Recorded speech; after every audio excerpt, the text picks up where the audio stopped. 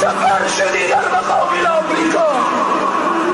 اگر من بیرون شم این نیروهای کثیف آمریکا رو بزنم و به جهنم بفرستم. تو میایی، تو مسلمان میایی پیش روی من رو میگی من چگونه به تو رحم کنم، چگونه به تو شفقت کنم. او به پیامبر من توهین میکنه، او به رهبر و آقای من توهین میکنه، او زن لختر میاره میگه این خدیجه و عایشه، او به مادر من توهین میکنه. تو امروز چگونه از او کافر دفاع میکنی؟